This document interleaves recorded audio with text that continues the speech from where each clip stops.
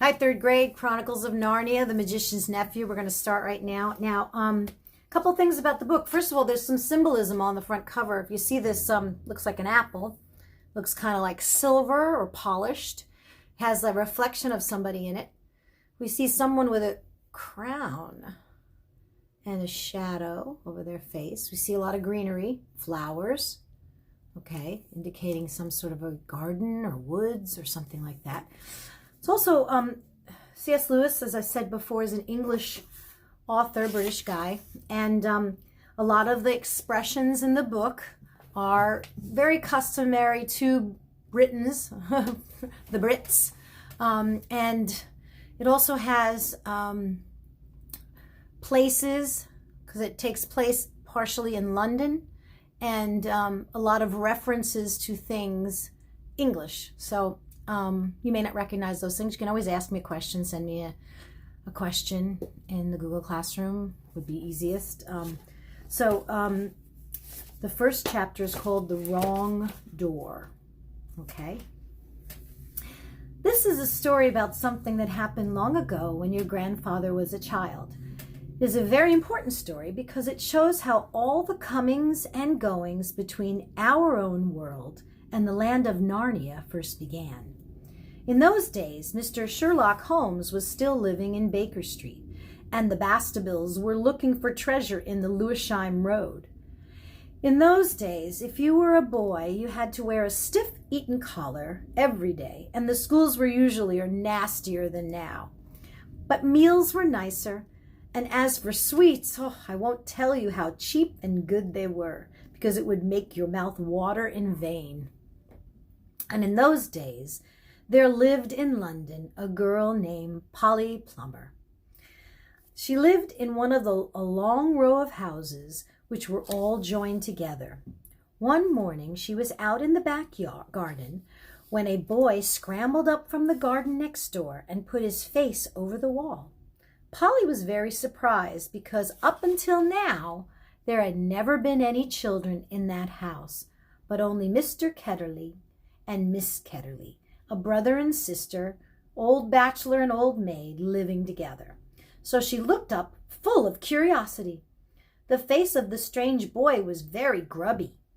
It could hardly have been grubbier if he had first rubbed his hands in the earth and then had a good cry and then dried his face with his hands. As a matter of fact, this was very nearly what he had been doing. "Hello," said Polly. "Hello," said the boy. "What is your name?" "Polly," said Polly. "What's yours?" "Diggory," said the boy. "I say, what a funny name," said Polly. "It isn't half so funny as Polly," said Diggory.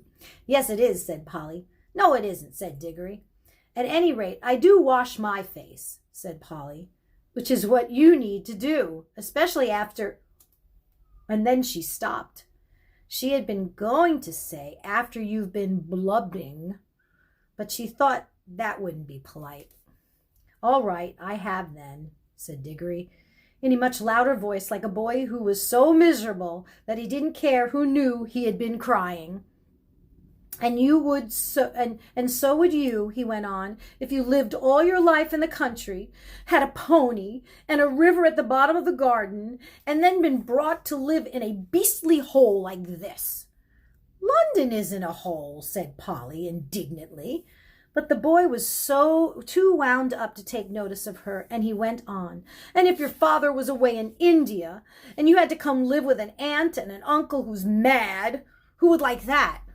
And if the reason was that they were looking after your mother, and if your mother was ill and was going to die," then his face went to the wrong sort of shape, as it does if you're going to try to keep back your tears.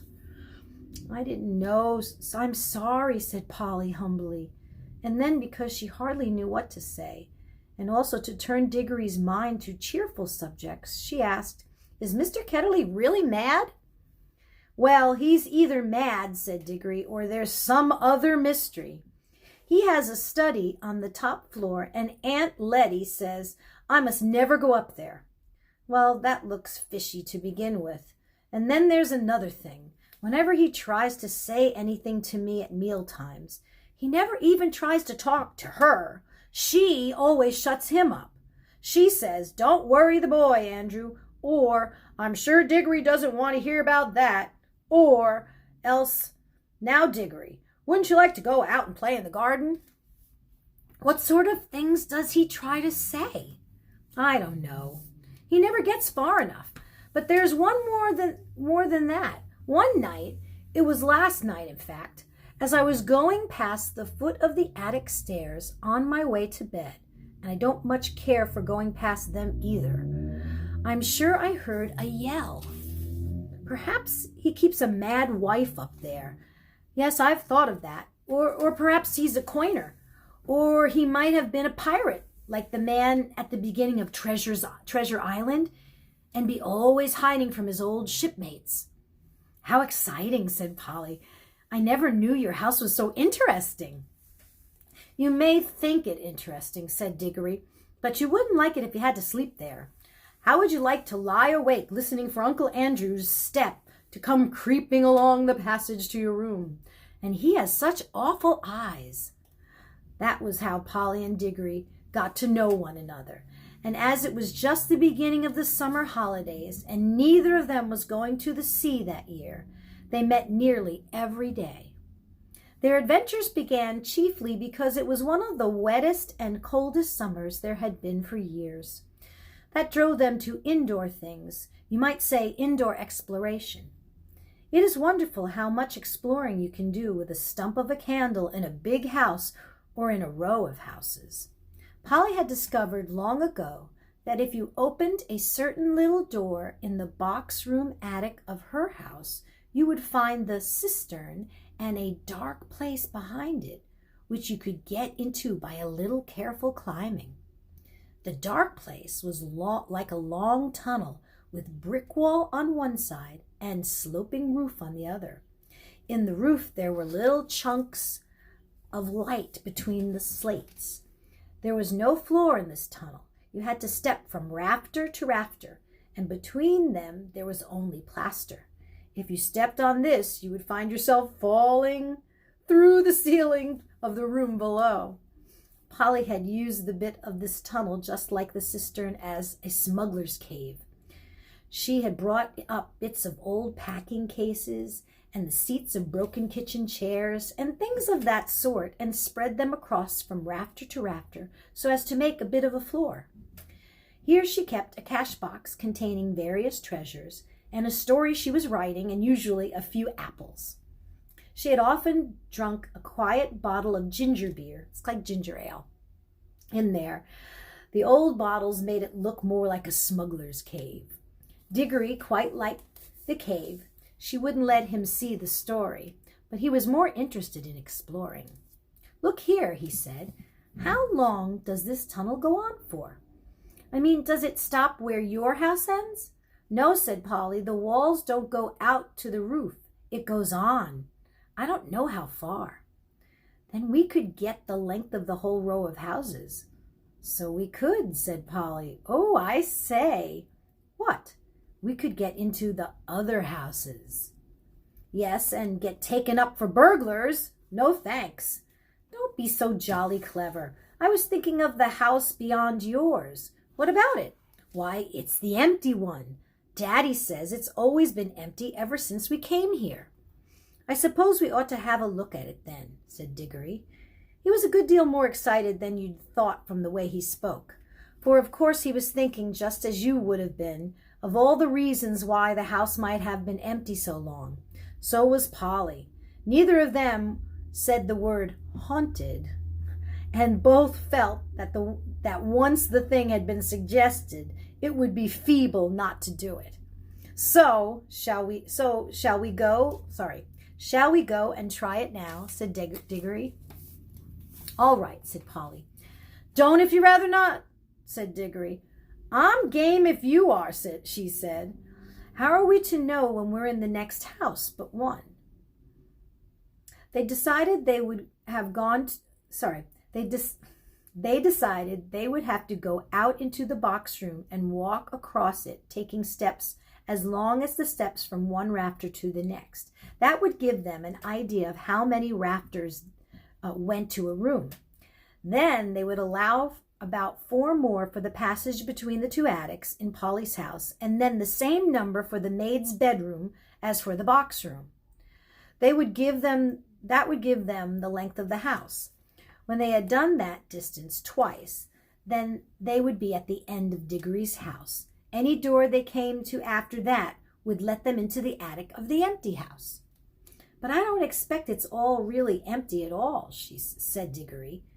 What do you expect? I expect someone lives there in secret, only coming in and out at night with a dark lantern. We shall probably discover a gang of desperate criminals and get a reward. It's all rot to say a house would be empty all these years unless there was some mystery. Daddy thought it might be the drains, he said. Pooh, grown-ups are always thinking of uninteresting explanations, said Diggory. Now that they were talking by daylight in the attic instead of by candlelight in the smuggler's cave, it seemed much less likely that the empty house would be haunted. When they had measured the attic, they had to get a pencil and do a sum. They both got different answers to it at first, and even when they agreed, I'm not sure they got it right. They were in a hurry to start on the exploration. We mustn't make a sound, said Polly, as they climbed in again behind the cistern. Because it was such an important occasion, they took a candle each. Polly had a good store of these in her cave. It was very dark and dusty and drafty, and they stepped from rafter to rafter without a word except when they whispered to one another, We're opposite your attic now, or this must be halfway through our house. And neither of them stumbled, and the candles didn't go out. And at last they came where they could see a little door in the brick wall on their right. There was no bolt or handle on this side of it. Of course, the door had been made for getting in, not for getting out. But there was a catch, as there often is on the inside of a cupboard door, which they felt sure they would be able to turn. Shall I? Said Diggory. I'm game if you are, said Polly, just as she had said before. Both felt that it was becoming very serious, but neither would draw back. Diggory pushed round the catch with some difficulty. The door swung open, and the sudden daylight made them blink. Then, with a great shock, they saw that they were looking not into a deserted attic, but into a furnished room. But it seemed empty enough. It was dead silent. Polly's curiosity got the better of her. She blew out her candle and stepped out into the strange room, making no more noise than a mouse. It was shaped, of course, like an attic, but furnished as a sitting room. Every bit of the walls was lined with shelves, and every bit of the shelves was full of books. A fire was burning in the grate. You remember that it was a very cold, wet summer that year. And in front of the fireplace, with its back toward them, was a high-backed armchair. Between the chair and Polly, and filling most of the middle of the room, was a big table piled with all sorts of things, printed books, and books of the sort you write in, and ink bottles and pens and sealing wax and a microscope. But what she noticed first was a big red wooden tray with a number of rings on it. They were in pairs, a yellow one and a green one together, then a little space, and then another yellow one and another green one. They were no bigger than ordinary rings, and no one could help noticing them because they were so bright. They were the most beautiful, shiny little things you can imagine. If Polly had been a very little younger, she would have wanted to put one in her mouth. The room was so quiet that you noticed the ticking of the clock at once. And yet, as she now found, it was not absolutely quiet either. There was a very, very faint humming sound. If vacuum cleaners had been invented in those days, Polly would have thought it was the sound of a hoover being worked a long way off, several rooms away and several floors below. But it was a nicer sound than that, a more musical tone, only so faint that you could hardly hear it. "It's all right. There's no one here," said Polly over her shoulder to Diggory. She was speaking above a whisper now, and Diggory came out blinking and looking extremely dirty, as indeed Polly was too. "This is no good," he said. "It's not an empty house at all. We'd better leave before anyone comes." "What do you think those are?" said Polly, pointing at the colored rings. "Come on, oh, come on," said Diggory. The sooner he never finished what he was going to say, for at that moment something happened. The high-backed chair in front of the fire, moved suddenly, and there arose out of it, like a pantomimed demon coming out of the trap door, the alarming form of Uncle Andrew. They were not in the empty house at all. They were in Diggory's house, and in the forbidden study. Both children said, "Oh!" and realized their terrible mistake. They felt they ought to have known all along that they hadn't gone nearly far enough. Uncle Andrew was tall and very thin. He had a long, clean-shaven face with a sharply pointed nose and extremely bright eyes and a great tousled mop of gray hair. Diggory was quite speechless, for Uncle Andrew looked 1,000 times more alarming than he had ever looked before. Polly was not so frightened yet, but she soon was, for the very first thing Uncle Andrew did was walk across to the door of the room, shut it, and turn the key in the lock. Then he turned around, fixed the children with his bright eyes, and smiled, showing all his teeth. "There," he said, "now my fool of a sister can't get at you." It was dreadfully unlike anything a grown-up would be expected to do. Polly's heart came into her mouth, and she and Diggory started backing toward the little door that they had come in by. Uncle Andrew was too quick for them. He got behind them, shut the door to, and stood in front of it. Then he rubbed his hands and made his knuckles crack. He had very long, beautiful white fingers. "I am delighted to see you," he said. "Two children are just what I need. Oh, just what I wanted, sorry." "Please, Mr. Ketterly," said Polly, "it's nearly my dinner time, and I've got to go home. Will you let us out, please?" "Not just yet," said Uncle Andrew. "This is too good an opportunity to miss. I want two children. You see, I'm in the middle of a great experiment. I've tried it on a guinea pig, and it seemed to work. But then a guinea pig can't tell you anything, and you can't explain to it how to come back." "Look here, Uncle Andrew," said Diggory. "It really is dinner time, and they'll be looking for us in a moment. You must let us out." "Must?" said Uncle Andrew. Diggory and Polly glanced at one another. They dared not say anything, but the glances meant, "Isn't this dreadful?" and "We must humor him. "If you let us go for dinner now," said Polly, "we would come back after dinner." "Ah, but how do I know that you would?" said Uncle Andrew with a cunning smile. Then he seemed to change his mind. Well, well," he said, "if you really must go, I suppose you must. I can't expect two youngsters like you to find it much fun talking to an old buffer like me." He sighed and he went on, "You've no idea how lonely I sometimes am. But no matter, go to your dinner. But I must give you a present before you go. It's not every day that I see a little girl in my dingy old study, especially, if I may say so, such a very attractive young lady as yourself." Polly began to think he might not really be mad after all. "Would you like a ring, my dear?" said Uncle Andrew to Polly. "Do you mean one of those yellow or green ones?" said Polly. "How lovely!" "Not a green one," said Uncle Andrew. "I'm afraid I can't give the green ones away, but I'd be delighted to give you one of the yellow ones with my love. Come and try one on." Polly had now quite got over her fright and felt sure that the old gentleman was not mad, and there was certainly something strangely attractive about those bright rings. She moved over to the tray. "Why, I declare," she said, "that humming noise gets louder here.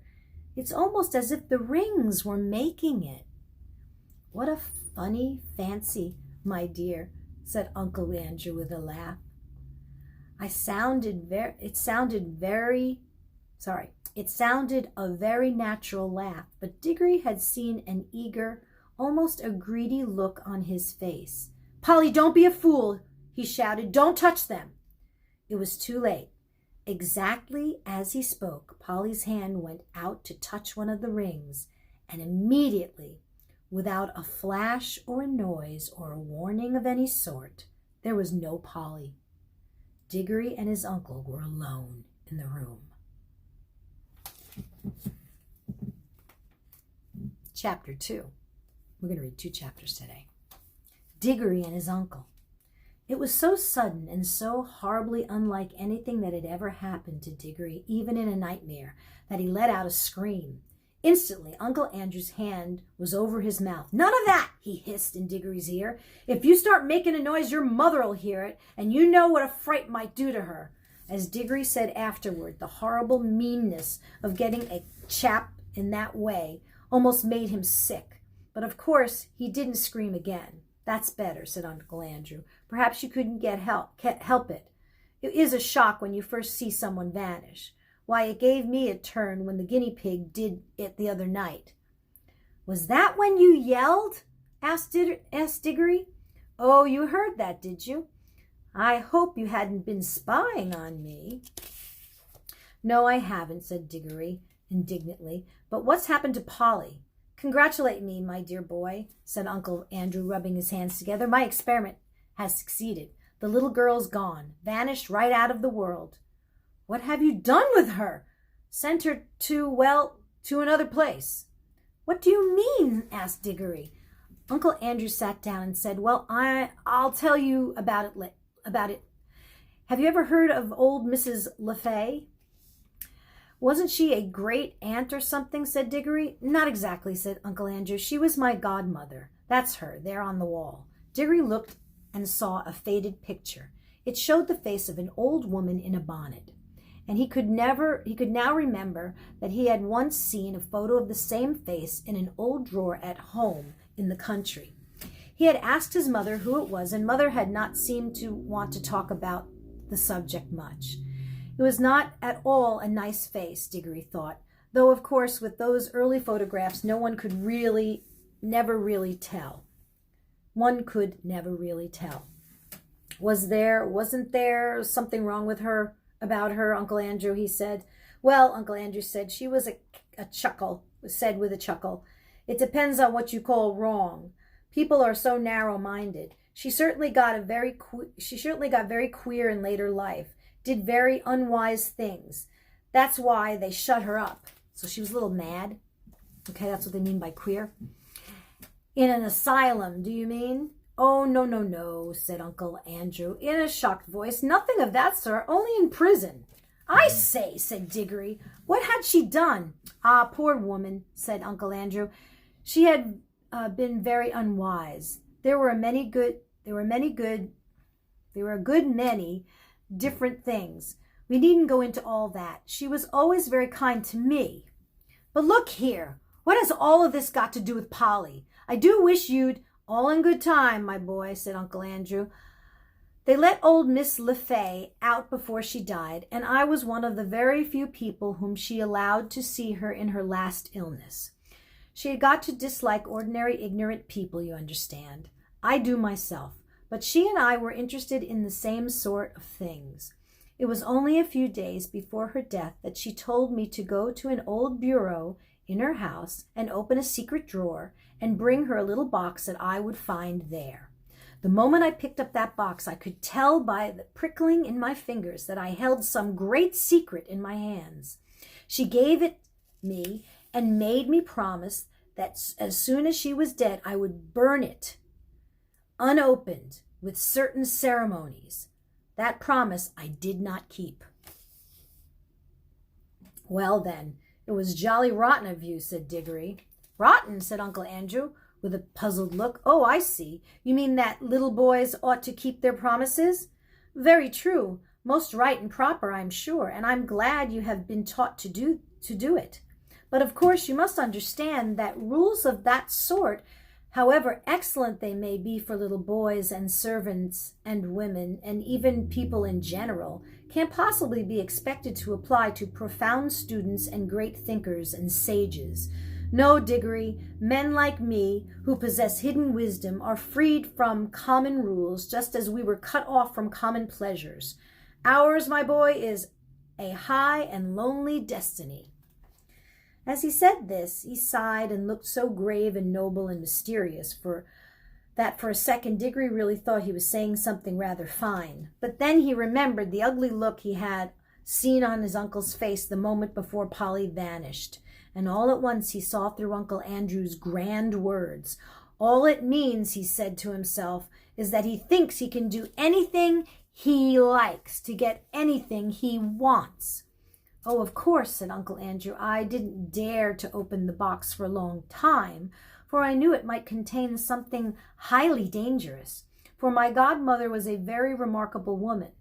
The truth is, she was one of the last mortals in this country who had fairy blood in her. She said there had been 2 others in her time. One was a duchess and the other was a charwoman." In fact, Diggory, you are now talking to the last man, possibly, who really had a fairy godmother. There, that'll be something for you to remember when you are an old man yourself. "I bet she was a bad fairy," thought Diggory, and added out loud, "But what about Polly?" "How you do harp on that," said Uncle Andrew, "as if that was what mattered. My first task was, of course, to study the box itself.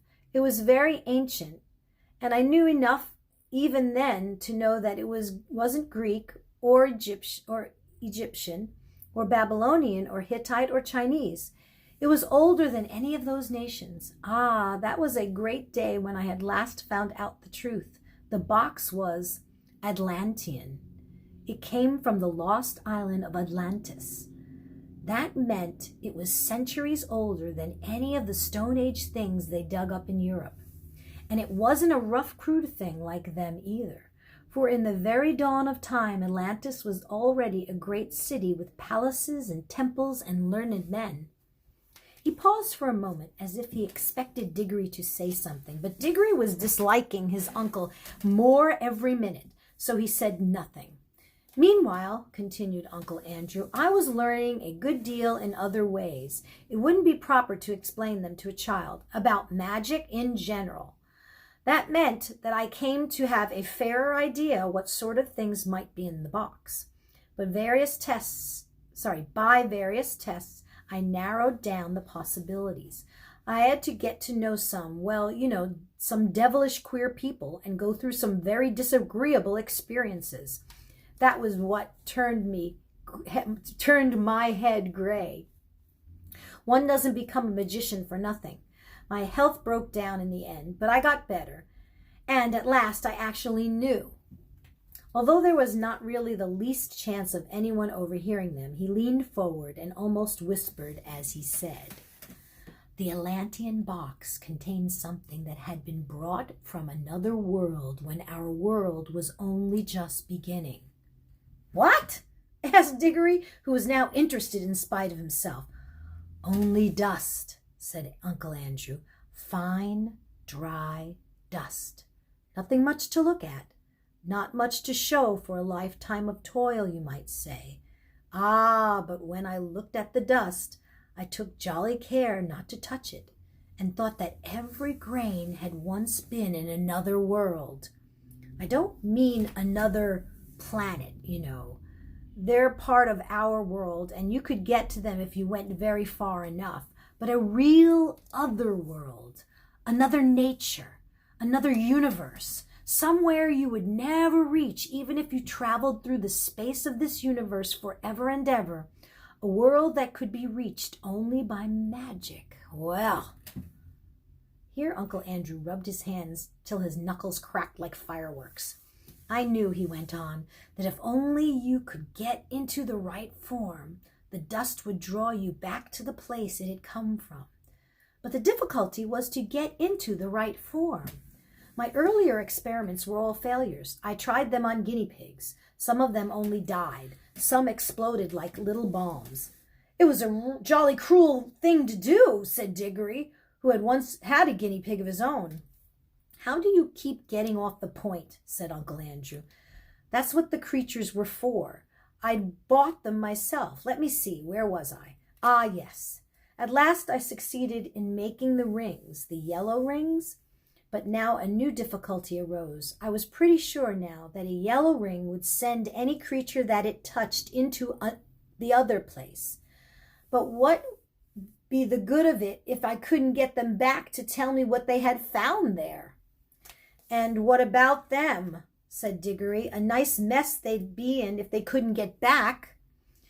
You will keep on looking at everything from the wrong point of view, said Uncle Andrew with a look of impatience. Sorry, you will keep, that's what it says. Okay. Can't you understand that the thing is a great experiment? The whole point of sending anyone into the other place is that I want to find out what it's like. Well, you didn't go there yourself then. Oh, sorry. Well, why didn't you go there yourself then? Ugh. Diggory had hardly ever seen anyone look so surprised and offended as his uncle did at this simple question. Me? Me? He exclaimed. The boy must be mad.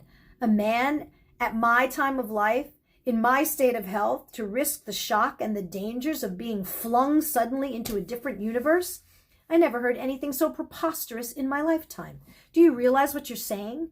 Think what another world means. You might meet anything. And I suppose you've sent Polly into it then, said Diggory.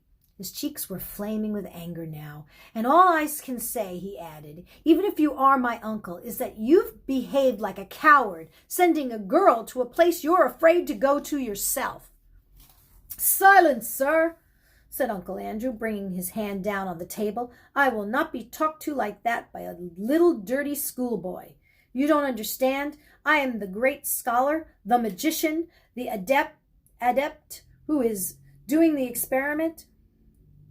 Of course, I need subjects to do it on, bless my soul. You'll be telling me next that I ought to have asked the guinea pigs' permission before I used them.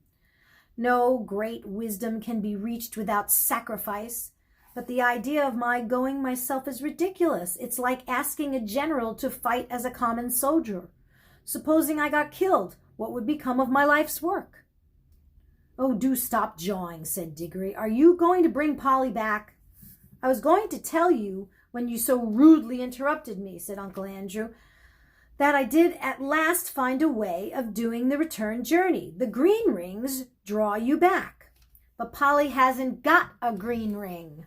No, said Uncle Andrew with a cruel smile. Then she can't get back, Diggory shouted. And it's exactly the same as if you murdered her. She can get back, said Uncle Andrew, if someone else will go after her wearing the yellow ring himself and then taking the 2 green rings, one to bring himself back and one to bring her back. And now, of course, Diggory saw the trap in which he was caught, and he stared at Uncle Andrew, saying nothing. With his mouth wide open, his cheeks had gone very pale. I hope, said Uncle Andrew presently in a very high and mighty voice, just as if he were a perfect uncle who had given one a handsome tip and some good advice. I hope, Diggory, you are not given to showing the white feather. I should be very sorry to think that anyone of our family had not enough honor and chivalry to go to the aid of a lady in distress. Oh, shut up, said Diggory. If you had any honor at all, you'd be going yourself. But I know you won't. All right. I see I've got to go, but you are a beast.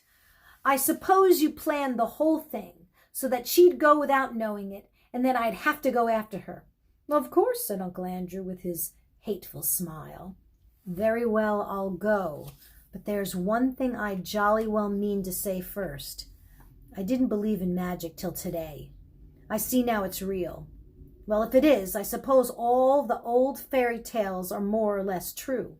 And you're simply a wicked, cruel magician like ones in the stories.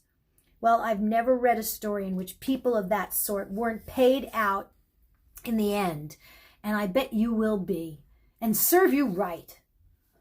Of all the things Diggory had said, this was the first that really hit home.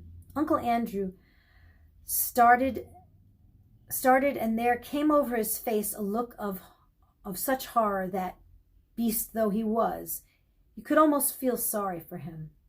But a second later he smoothed it all away and said with a rather forced laugh, "Well, well, I suppose that is a natural thing for a child to think. Brought up among women, as you have been. Old wives' tales, eh? I don't think you need to worry about my danger, Diggory. Wouldn't it be better to worry about the danger of your little friend? She's been gone some time. If there are any dangers over there, well, it would be a pity to arrive a moment too late." "A lot you care," said Diggory fiercely. "But I'm sick of this jaw. What have I got to do?" "You really must learn to control that temper of yours, my boy," said Uncle Andrew coolly. "Otherwise you'll grow up to be just like your Aunt Letty. Now, attend to me." He got up, put on a pair of gloves, and walked over to the tray that contained the rings. "They only work," he said, "if they're actually touching your skin. Wearing gloves, I can pick them up like this, and nothing happens. If you carried one in your pocket, nothing would happen, but of course you'd have to be careful not to put your hand in your pocket and touch it by accident. The moment you touch a yellow ring, you vanish out of this world. When you are in the other place, I expect, of course, this hasn't been tested yet, but I expect that the moment you touch a green ring, you vanish out of that world, and I expect reappear in this. Now I take these two rings and drop them into your right hand pocket. Remember very carefully which pocket the greens are in. G for green and R for right. GR, you see, which are the first two letters of green. One for you and one for the little girl. And now you pick up a yellow one for yourself. I should put it on your finger if I were you. There'll be less chance of dropping it." Diggory had almost picked up the yellow ring when he suddenly checked himself. "Look here," he said, "what about my mother? Supposing she asks where I am?" "The sooner you go, the sooner you'll be back," said Uncle Andrew cheerfully. "But you really don't know whether I can get back." Uncle Andrew shrugged his shoulders, walked across the floor, unlocked it, threw it open, and said, "Oh, very well then, just as you please. Go down and have your dinner. Leave the little girl to be eaten by wild animals, or drowned or starved in the other world, or lost there for good. And if that's what you prefer, it's all one to me.